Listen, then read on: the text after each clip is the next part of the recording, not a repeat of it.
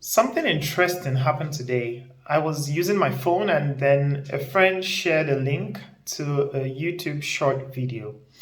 I clicked on the link and it took me to this cute couple having dinner in the sky. And the man was making the video and he was pretty chill, but his wife was scared. And that was quite funny. But then, as it usually happens with social media, I swiped and I kept scrolling and scrolling. I think I spent well up to an hour scrolling YouTube shorts. I was actually quite shocked at how engrossed I was very quickly. But that's not the point of making this video. I quickly realized that I started to see lots of videos that were about interviews or hot takes or rebuttals for people who didn't necessarily agree with the LGBTQ community. I'm not going to talk about my reservations about, well, I already used reservations, but I'm not going to talk about my thoughts about the way these people push the agenda and the logic behind what they say and what they want the rest of us to do. But the point I want to make is that while watching those videos, I quickly realized that I was quite uninformed of the extent to which people are thinking about their gender and the whole idea behind gender dysphoria.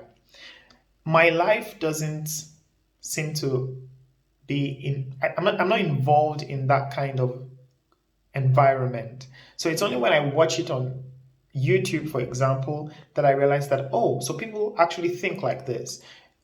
Among my friends and the people I meet on a day-to-day basis, I don't really have people who are facing gender dysphoria, or at least that I know of.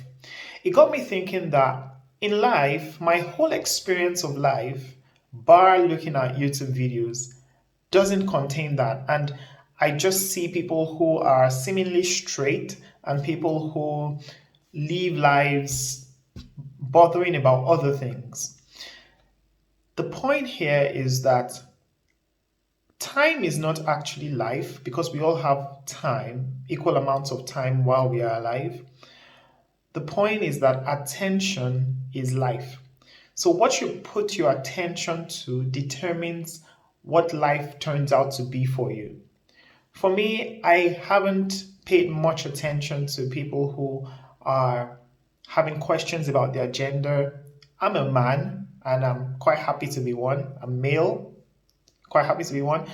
And that has not been something that's bothered me a lot. So my life consists of other things that are bothering me, trying to be better at work or having a family and every making money, the other things that pertain to life.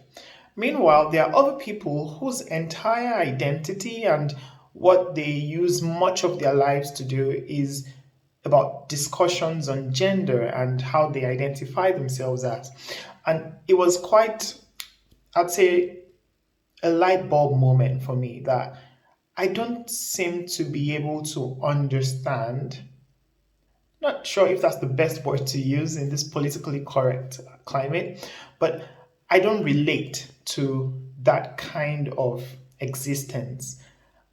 Of course, I'm empathetic and I happen to feel very strongly that people should feel happy and content. I also feel people should not be delusional, but that's topic for another day. The point I'm trying to make, which I have rambled around with, I shouldn't say that, but the point I'm trying to make is that your attention is your life. What you choose to focus on will determine the parameters of what life meant to you. So when I'm old and someone asked me, what was life to you? How was life to you? How would you describe life? I'll probably describe it in terms of the things that caught my attention, the things that I focused on. And I wouldn't necessarily have so much to talk about my gender identity. That feels like is settled, I accept it, and I'm fine with it. So I wouldn't really describe life in terms of, oh, it was all about finding my gender or finding who I am. That would not be my conversation. My conversation would be about, oh, I was really trying to get financial freedom. I was trying to have a happy home, a happy marriage, which is also funny because there are probably some people who were born into wealth and they have loads of money even from a young age. They wouldn't necessarily describe life as trying to have financial freedom. That's not their problem.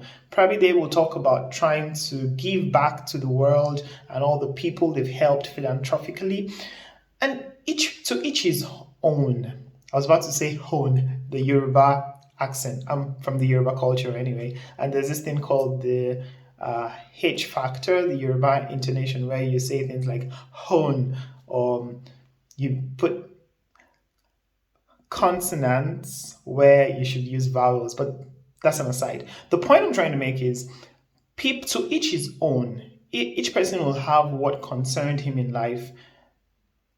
The point will be that what you want to be able to describe life as should be what you begin to pay attention to. If I want to be able to describe life in my 80s as fun and exhilarating and adventurous, then I should start focusing on fun, exhilarating, and adventurous things. I hope that makes sense. And as a plus to this video, I want to say that it is very important to focus your attention on fulfilling what you believe God's plan for your life is. I strongly believe that God has a plan for each and every one of us. I believe that His plan can be understood in the Word of God, which He has given, and through His Spirit, which is in us. And focusing your attention on trying to fulfill God's plan for your life will go, I think that's the point of life, really. So you can describe life in terms of, I did what God wanted me to do. So that's an aside, but yeah, that was the video I wanted to make today. I can't say this is day anything of anything. It's probably day 65 or something. So backstory, I started a 100 days consistency challenge several months back, and I couldn't hit 100 days yet.